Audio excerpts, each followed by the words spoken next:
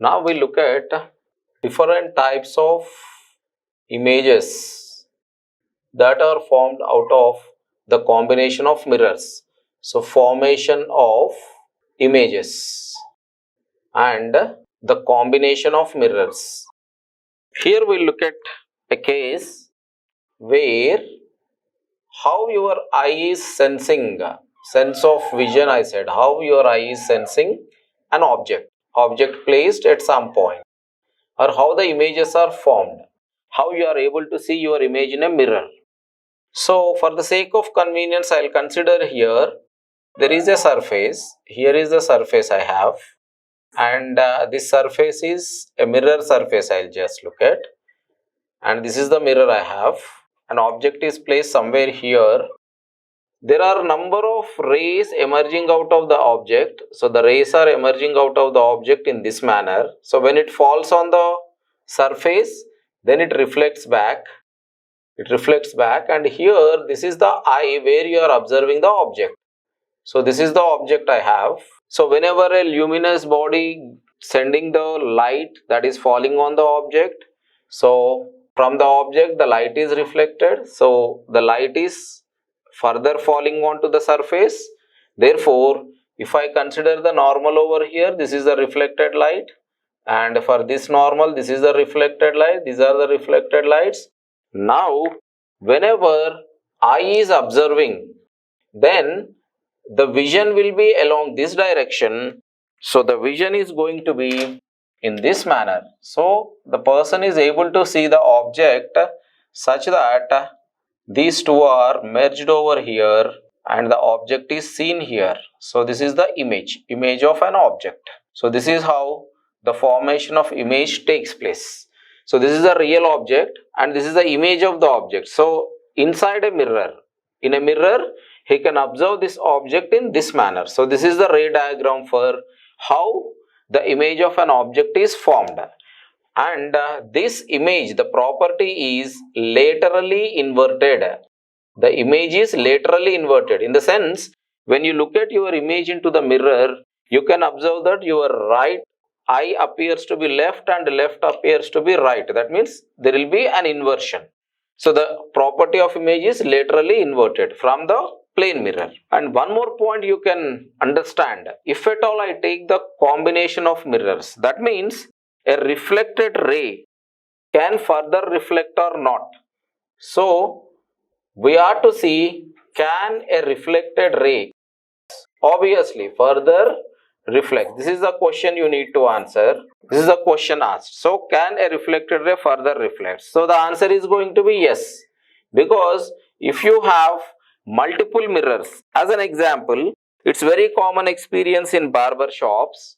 So if you have a mirror over here and you are sitting just in front of the mirror, this is another mirror, this is another mirror you have, which are parallel to each other. The angle between them is 180 degrees, parallel to each other. Suppose you are seated over here. Suppose a person is seated over here, then he can see his image into this mirror somewhere here. That means this is the object, this is the image. Now this image acts as the object for the second mirror. Let us say this is mirror 1, this is mirror 2. So this acts as the object for the second mirror. That means from here to here, whatever the distance, the image is formed at the same distance. Similarly, so this is the image 1 and image due to the second mirror. Now this acts as the object for this. So further you can see another image over here, that is I double dash, I1 double dash, let us say. Similarly, you will be getting another image over here, that is I2 double dash. So likewise, every image acts as a object for the second mirror and this process continues. That is how you can get an infinite number of images for this. So the total number of images formed when two mirrors are parallel to each other can be infinitive. So infinite number of images are formed when two mirrors are parallel. And to know the relationship between the angle of these mirrors and number of images formed. For example, if at all I look at the two mirrors which are perpendicular to each other. So here, this is one mirror, this is the other mirror. Let us say this is M1, this is M2. Now angle is 90 degrees.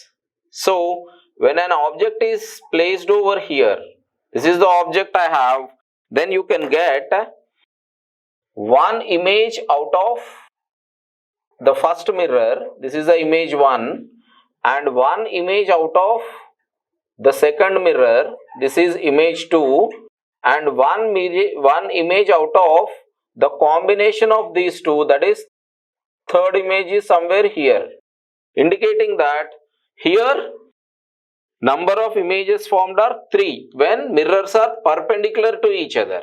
So there should be some formula where you can calculate the number of images with reference to the angle between the mirrors. For that, you have a formula, n is equal to 360 divided by theta. Theta is nothing but angle between the mirrors.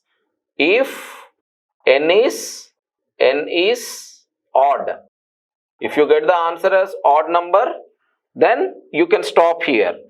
Otherwise, n is equal to 360 divided by theta minus 1 if n is even. N is even. That means if you get an answer n as an even number, then you have to subtract 1. As an example, here you can see the case. Two mirrors are separated by an angle 90 degrees over here. That means 360 divided by 90 if I take, I will be getting 4 as the answer. 4 is an even number. That is the reason you have to subtract 1 from that. So you are getting 3 as the answer. So here in this case, for this case, n is equal to 360 divided by 90 equal to 4, which is even. Therefore, the number of images are going to be 4 minus 1, that is equal to 3. This is how the problem can be solved. Whatever the problem they give. For example, if the two mirrors are separated by 60 degrees, let us say, in that case 360 divided by 60. 360 divided by 60 is coming out to be 6. So 6 is even number. That is the reason you have to subtract 1. Then you will be getting 5 as the answer. That means if two mirrors are inclined with an angle 60 degrees, then number of images formed are 5 as a answer. So that is how you can solve the problem. This is one formula you need to remember. So you can think of a ray which can undergo the multiple reflection. We'll just look at that example also. So for time being, you just remember how many images can be formed when the two mirrors are separated by certain angle. So here in this particular concept, how the image of an object is formed, the ray diagram we have seen, and how many images you will get when the two mirrors are inclined with some angle. So this is what the formula you need to remember.